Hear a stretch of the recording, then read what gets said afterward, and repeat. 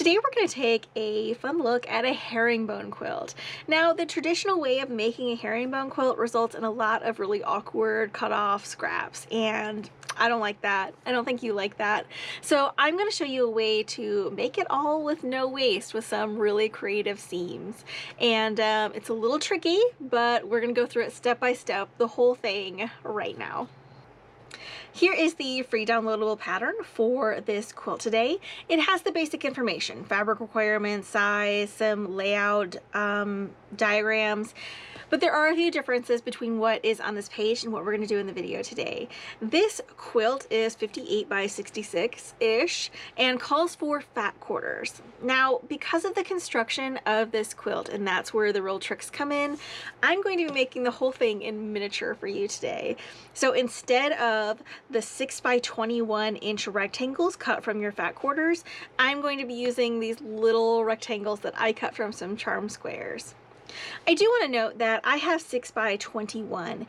If your fat quarters are a little shy, if they're only 20 inches, then that's fine. As long as they are all a consistent rectangle, this pattern will work. It will affect the finished size of your quilt, but not the construction. So I'm going to be following the instructions for this quilt with these small rectangles. Yours will be bigger. I wanted to do it miniature so that it would all fit in the frame of my camera here. But I am going to start just as it says in the instructions. I'm going to divide these rectangles into 4 sets of 8 strips. And my goal here is just to distribute some colors so that I have a nice arrangement of the different shades. I have my 4 piles here, and we're going to be doing the same thing with 2 sets of 2 piles. So I'm going to set 2 off to the side, and we'll revisit those once we're done with these 2. But the first step is to lay out a herringbone design with these.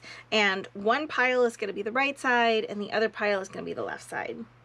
I've had to lay mine out sideways to fit it all on my board here, but I want to point out a few things that you should check once you get this arrangement. This center seam, this space between the rectangles, should make a nice even zigzag all the way from tip to tip. And the exterior points of all your rectangles should line up. If you mix up the pattern a little bit, let's say you have this rectangle like this, and you just have a little bit of a place where you messed up the order of your rectangles. You can see our center zigzag makes a sharp turn and then a sharp turn back, and we have some points of our outer rectangles that aren't lining up. They should all be in the same line, so we know something's wrong. So we can move that back and double check. We have our center zigzag and a line of our outer points. That's going to give us a nice column to work with when we come back to this in the next step. And it's also going to keep the pattern nice and lined up. So now that we have our first column, our herringbone column laid out in a range, it's time to start sewing it together. And it's a little curious where we should begin or how to tackle this, but it's pretty simple once we get started. We're going to look at the first 2 pieces that we are going to sew. We're going to start at this V side of our column rather than the point side. It will make all of our seams a lot easier. So we have these 2 rectangles to sew together. They have this little short seam right here. Seems like right sides together, sew it, and that's pretty much what we're going to do. But we want to leave this seam open because we're going to put something in here eventually. So I'm going to sew from the beginning of this seam to about an inch, inch and a half, about that from the end. Now my pieces are only an inch and a half, yours will be 6 inches. So I'm going to sew about half of my seam, but you're going to sew about 5 inches of a seam. But it is just right sides together. And if you need to pause here and make a mark so that you remember which seam you are sewing, then by all means do it. So let's get this little partial seam sewn.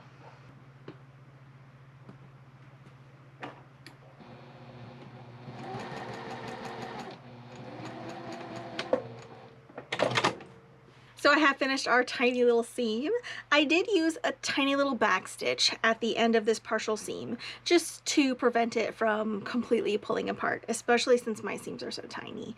If you want to do that, it's a nice little security measure, but if you don't want to, that's okay too.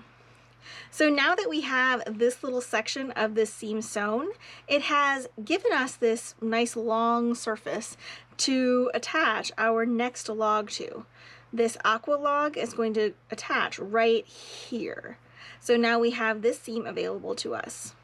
So we are going to sew only a portion of this seam. We are going to leave these tails all the way down our chevron open so that we can sew them together when we come back to them. So I'm going to do right sides together, placing this rectangle right at that 90-degree angle, and I am going to sew along the seam until about right here so that I have that inch of open seams on the edge. I'm going to start about an inch away from the edge of my new log and sew the seam up.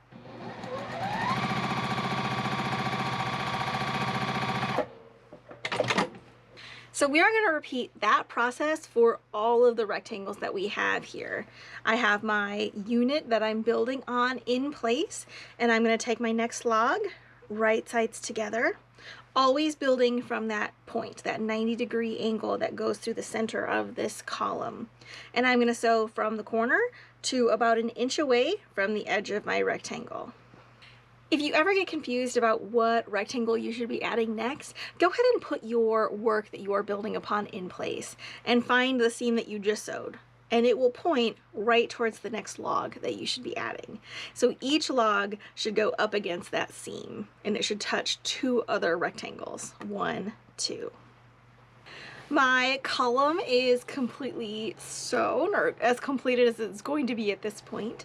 The center zigzag is fully seamed.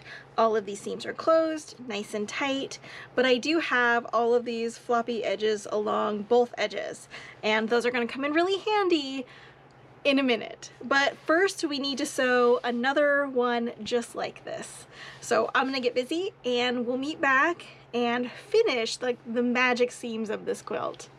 I have my two columns here completely sewn, and they are identical. They both have the same center seam that is completely sewn, and they both have all these partial seams along the edges. So all of our little rectangles are floating and flopping around. Now, when I say identical, I also mean that they are arranged identically. When you are laying out your two herringbone columns, it is really important that the top rectangle be on the same side. So this is the highest point on both, the highest rectangle, and it is both on the right side of my columns. If I had the highest rectangle on this column on this side, and then the highest rectangle on this side for this column, like if another piece here, then they wouldn't be identical, and they wouldn't come together in this quilt in the way that we need them to. So when they are perfectly identical like this, and we put them side by side and nudge them together, this little magical thing happens, and all of those rectangles nest and fit right into each other. And now we are going to sew all of these little seams to finish this and turn it into one solid piece. And just like we did when we were sewing our initial columns, we are going to start at this V side.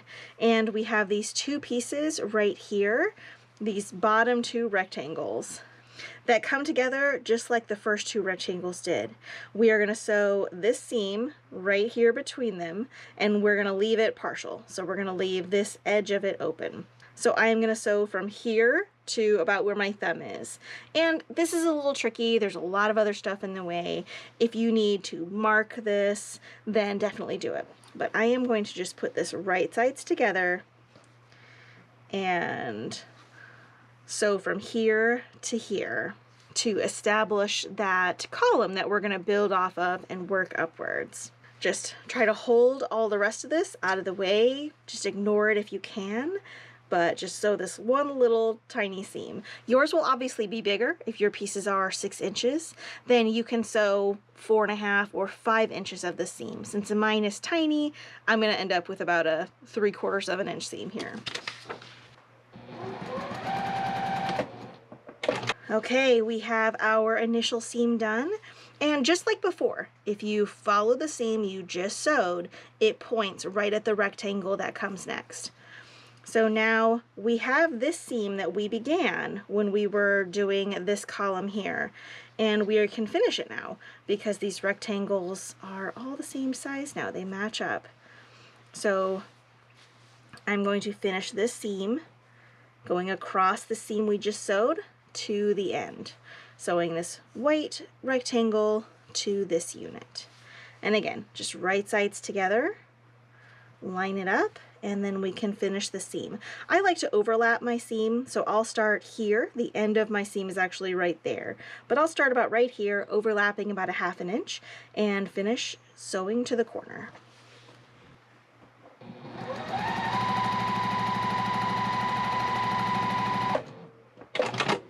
This is a little wobbly to work with. It's really difficult to press this as you work, so I am just finger pressing that seam that I just sewed just to make it a little flatter, but we will press this all at the end when we are done. But here was the last seam that we sewed. It points right at this rectangle, so I'm going to finish this seam joining these two pieces. Right sides together, ignore all this mess, and I'm going to sew that seam right there.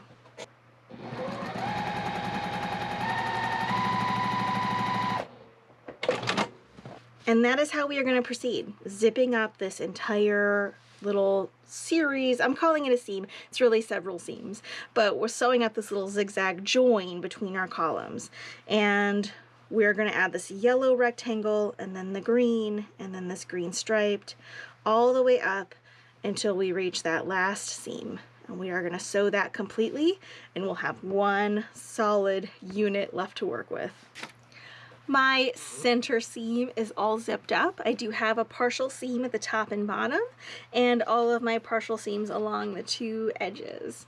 This is where a lot of herringbone quilt construction stops. You get to this point, you close all of these seams, and then you trim off all of these jagged edges. So you're losing all of the little corners and the points that are on the top and the bottom. It's fine, but I feel like it wastes a lot, and I feel like we can do better. So I'm going to zip this quilt up again. And if we fold our edges, our partial seam edges, towards the center, then something magical is going to happen.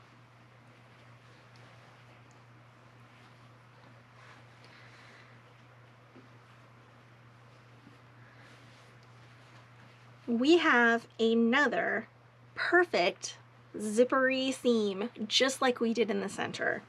We have these two logs that can be sewn together, and then this one added to it, and we're going to add logs all the way up and close all of those side seams. And we're going to sew our quilt top into a tube. That's going to allow us to save all those little triangles on the edges. So this is going to work exactly like the center seam. I'm going to take these two bottom logs. Remember, we always work from the valley of our chevron construction. So I'm going to take these two pieces and I'm going to sew them together.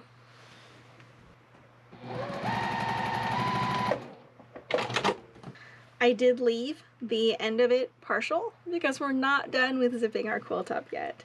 But now I have these two logs together, and this one fits right into it. So we're going to finish all these partial seams and zip up the side edges of our quilt.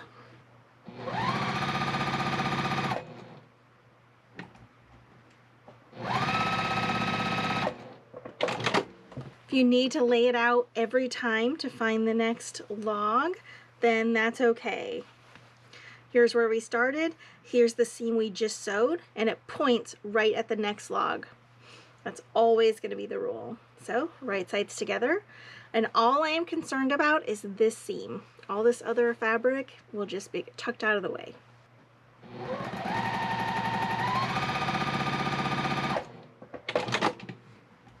So I have finished our abstract tube quilt, and now it is time to finish this tube. And by that I mean we need to give it a really good press, and then we are going to cut it open. Now this is the seam that we just finished, all these little zigzag seams up the side, and I want to fold this seam so that that zigzag is half on the front and half on the back, so that from this side you see the little peaks of the triangles, and on this side you see little peaks of the triangles. I'm going to do this by giving it a really good press and manipulating that side seam so that it is just how I want it. So because my rectangles were so narrow, they were just 1.5 inches by 5, I only have the little tiniest tips of triangles peeking out on either side.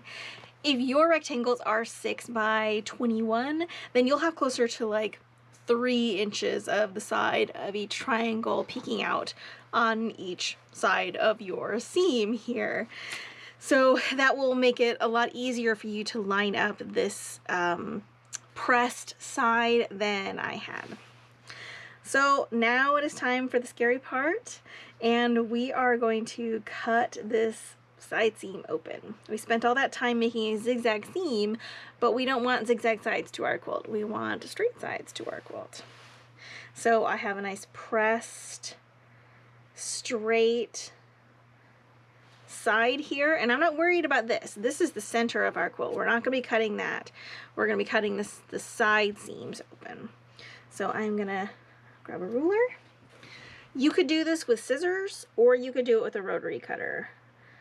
On my large quilt, I did it with scissors, and it worked just fine, but this is pretty small, so I'm just going to do it with a rotary cutter. And I'm going to be cutting just a sliver of the fold off so that this opens up.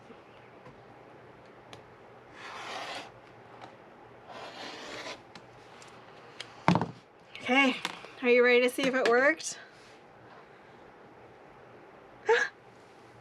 It did. So you can see that you have little triangles of the other side. So this point right here is now over here.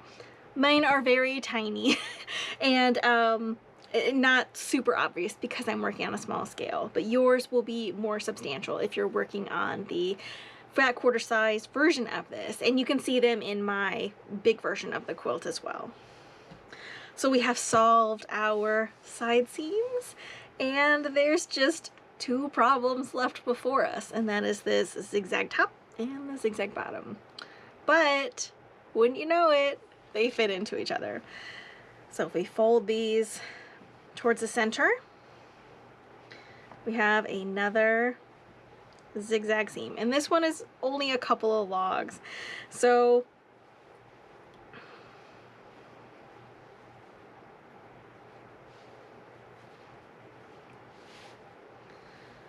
if your quilt is still oriented the same way mine is, and it may not, you may have twisted it around, and that's okay. You're either going to be able to start from the left or the right. And the way to tell is that you should have a seam that dead ends into a side here, and then a log that matches up with it. Mine is on the right, so I'm going to sew this log to this seam. See how that's a complete seam back and front, and that's going to allow me to zip this way. But let's get started. Let's sew this seam. If by chance you forgot to leave some of these seams open, see how I have a partial seam right here? If you didn't leave that open, then just take a seam ripper and just rip back 3 or 4 stitches, and that will give you enough to access this corner. And you can match it up, and I'm gonna sew this log. So we just finished sewing this first zigzag top bottom seam, and now it is time to go this way. This seam is still open, so we just need to match up this log here and put it right sides together. Everything will match up. All of these things are the right length. They will go together. It's just a matter of finding which seam to go next. So this is perfectly matched up front to back, and we started it all the way back here. So I'm going to sew from here all the way to this corner and finish that seam.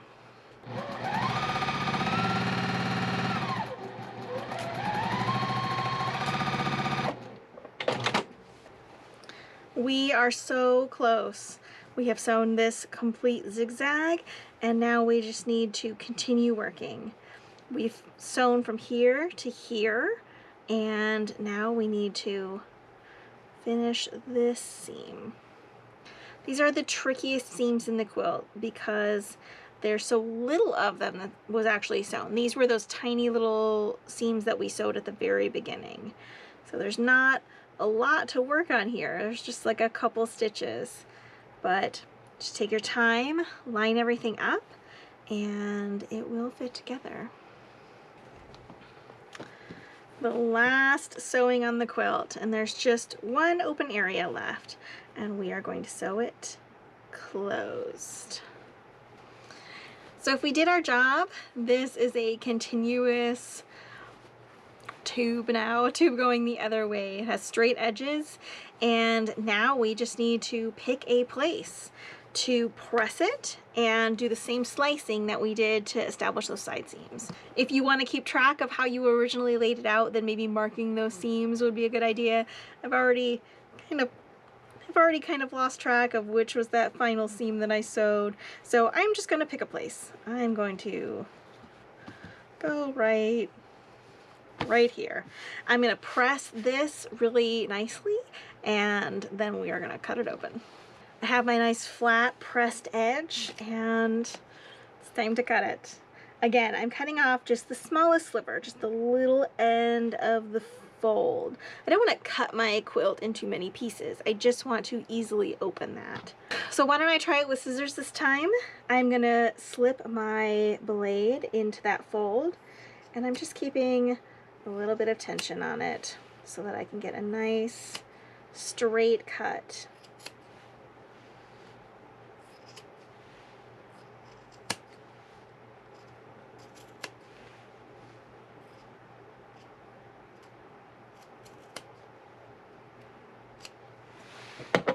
All right, so it's all cut, and let's see if it worked out. It looks great. It's a rectangle, and there were no wasted little sides.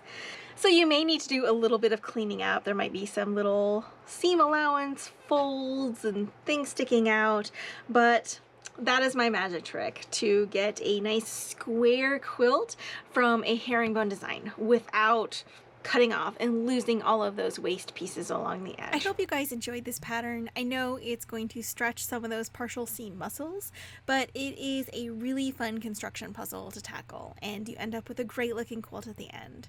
So until next time, happy quilting!